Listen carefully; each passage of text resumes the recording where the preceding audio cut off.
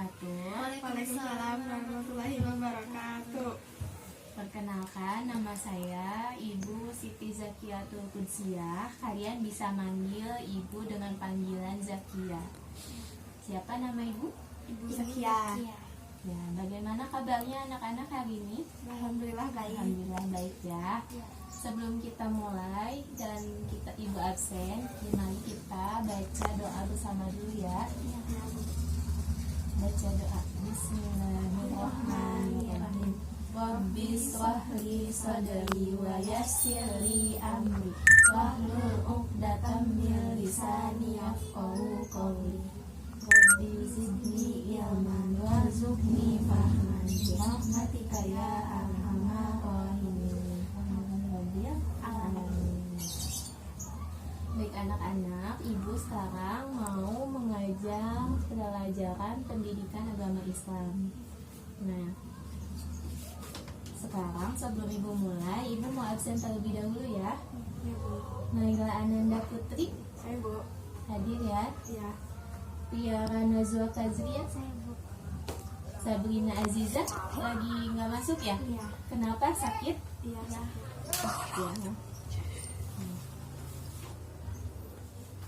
Nah, Ibu sudah absen. Sekarang kalian silahkan dicatat bagi materi yang Ibu sampaikan kalau memang penting. Nah, Ibu akan membahas mengenai empati terhadap sesama, hormat sama orang tua, dan hormat terhadap guru. Yang materi yang pertama yaitu empati.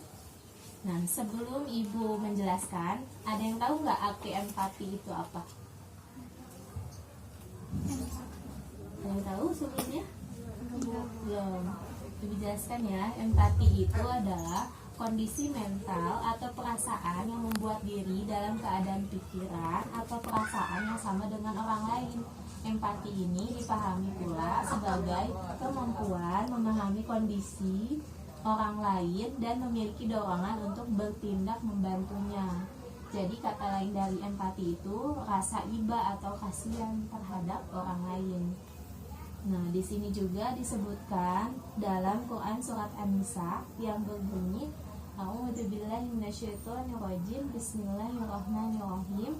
Wa idza hadara qismata ulul qurba wal yatama wal masakin farzuquhum minhu wa qulu lahum qawlan ma'rufa. Apabila sewaktu pembagian itu hadir beberapa kerabat, anak-anak yatim, orang-orang miskin, maka berilah mereka dari harta itu sekedarnya dan ucapkanlah kepada mereka perkataan yang baik. Maksud dari Quran ini adalah kalau kita menemukan misalnya orang yang sedang kesusahan, kayak anak yatim, misalnya pengen jajan, nah dia nggak punya uang, kita kasih gitu sekedarnya aja. Kayak misalnya Tiara punya uang 5.000 nih, anak yatim pengen jajan kasih 2.000, itu udah menunjukkan kalau Tiara itu punya rasa empati sama dia gitu ya. Terus selain pengertian itu, Ibu akan menjelaskan mengenai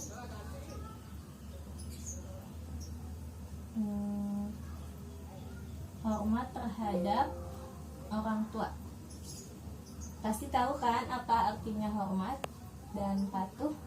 Ayo, coba Ibu tanya sama Naila. Menurut Naila, hormat itu apa? Hormat itu harus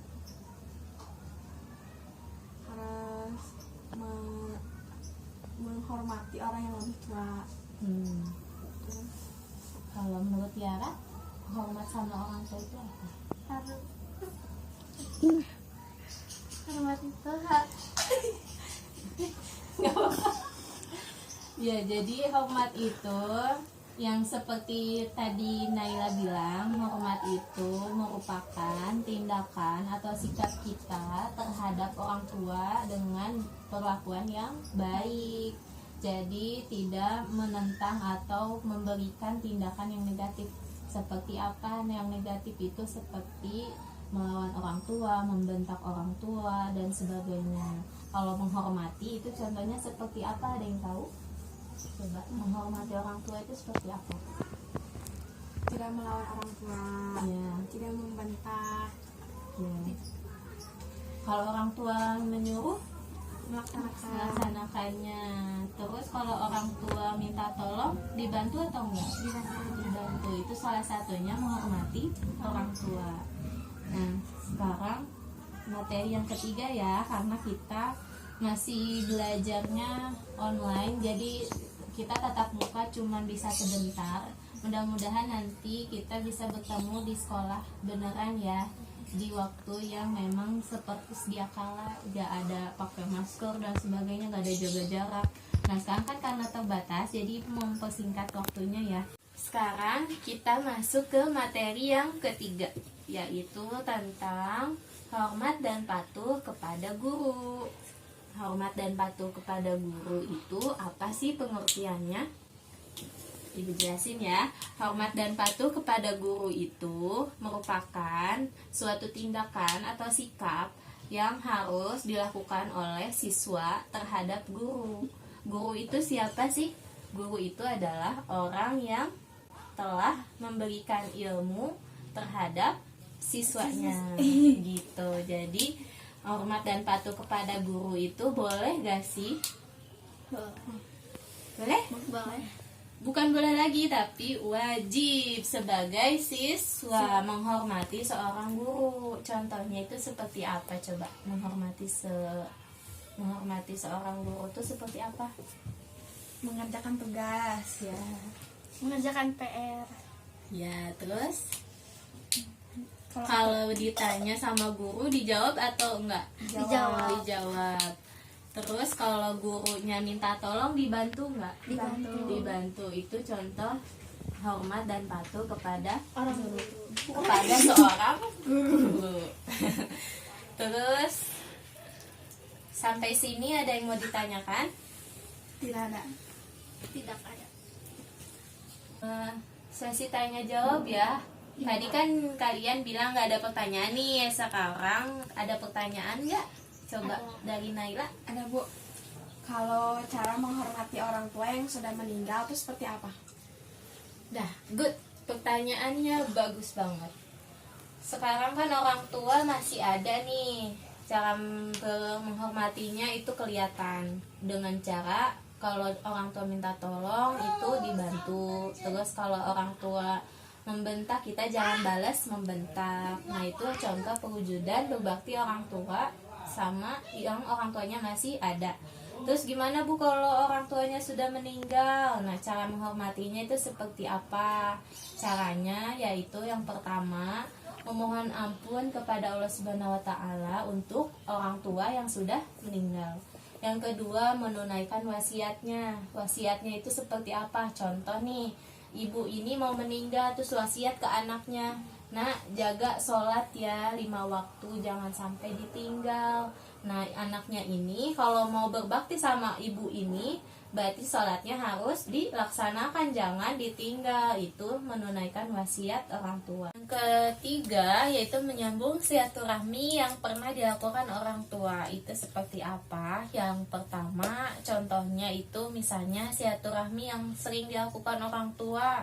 Kalau lebaran itu datang ke nenek atau ke kakek. Nah itu kalian sambung lagi silaturahminya, jangan sampai memutus silaturahmi. Terus yang terakhir atau yang keempat itu menjaga nama baik mereka. Jadi kalau orang tuanya sudah meninggal, tetap kita harus menjaga nama baik orang tua kita. Jangan sampai kita menjelek-jelekan mereka, atau jangan sampai kita menjadi anak yang tidak baik gitu, sehingga nama baik mereka itu tidak baik di mata masyarakat. Sudah paham? Paham.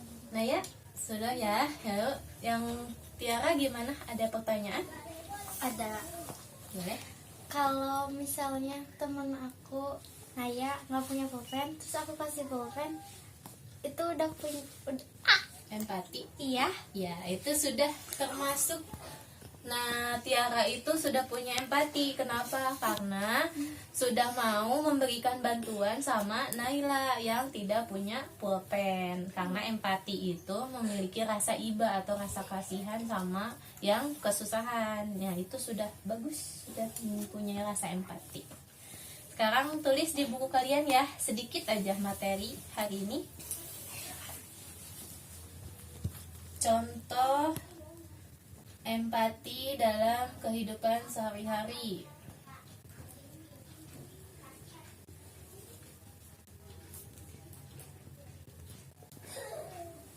Perwujudannya seperti apa? Yang pertama, tanggap atau peka terhadap perasaan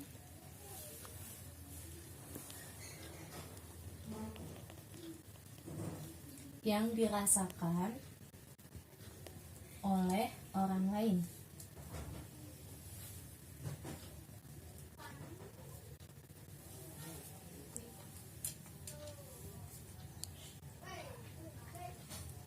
Ulangi ya, tanggap atau peka terhadap perasaan yang dirasakan oleh orang lain. Sudah? Bentar, Bu.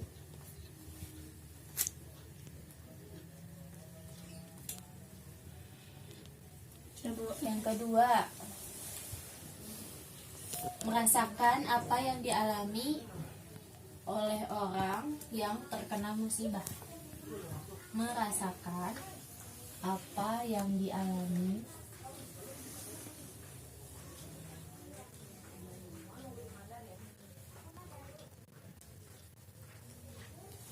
apa tuh? Yang ketiga, berlatih mengorbankan harta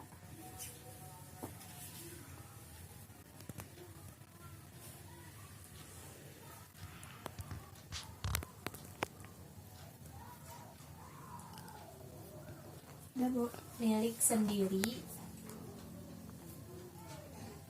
untuk membantu orang lain. Yang terakhir, yang keempat, berusaha membahagiakan orang lain.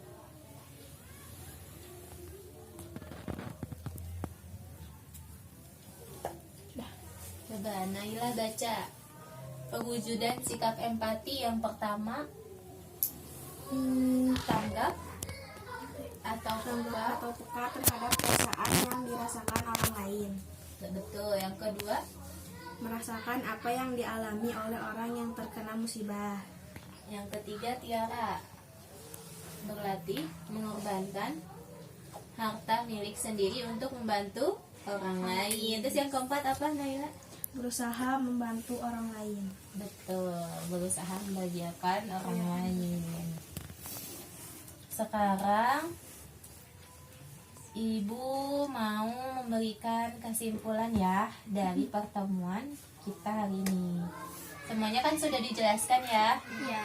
Nah, kesimpulannya pada hari ini, empati itu merupakan kondisi atau perasaan yang dialami oleh orang lain, kita juga ikut merasakan. Terus yang kedua, hormat kepada orang tua, yaitu menghormati orang tua sebagai pedoman. Kesimpulannya adalah yang pertama mengenai empati. Empati itu kondisi perasaan kita terhadap orang lain yang sedang membutuhkan bantuan. Terus hormat sama orang tua, sama guru, itu kita harus dilakukan sebagai anak, sebagai siswa, kita harus patuh terhadap mereka. Terus pertanyaan Ibu ya, coba jawab nih, siapa yang bisa. Mengapa sih kita harus menghormati orang tua? Ya, Bu. Ya, Karena menghormati orang tua itu adalah kewajiban seorang anak. betul. Lalu di mana aja kita harus menghormati orang tua dan guru? Itu di mana? Di mana saja. Di mana saja dan kapan saja, kapanpun ya. Gimana anak-anak, paham materi yang Ibu sampaikan? Paham. Nah, satu lagi, apa hadis mengenai empati? Man la yarham wala yarham. Barang siapa tidak menyayangi maka tidak disayangi. Hadis riwayat Al-Bukhari. Betul. Barang siapa tidak menyayangi maka tidak akan disayangi. Kalau kita pengen disayangi orang, maka kita harus menyayangi orang lain dulu, baru orang lain bisa menyayangi kita. Mungkin cukup segitu saja anak-anak materi yang Ibu sampaikan. Mudah-mudahan materi hari ini bermanfaat. Terus materi hari ini bisa kalian terapkan di kehidupan kalian sehari-hari ya. Nah, sebelum Ibu tutup, mari kita baca doa bersama-sama. Baca surat Al-Asri. Bismillahirrahmanirrahim. Wal asri innal insana lafi khusrin illal ladzina amanu wa amilus solihati wa tawasaw bil haqqi wa tawasaw bis sabr. Alhamdulillahirabbil alamin. Makasih banyak anak-anak. Sampai jumpa di minggu depan, bertemu lagi dengan Ibu ya. Sampaikan salam sama orang tuanya, jaga kesehatan selalu. Kalau kalian mau kemana-mana, jangan lupa pakai masker. Terus jaga jarak juga. Jangan lupa cuci tangan juga. Oke? Terima kasih. Billahi taufiq wal hidayah. Wassalamualaikum warahmatullahi wabarakatuh.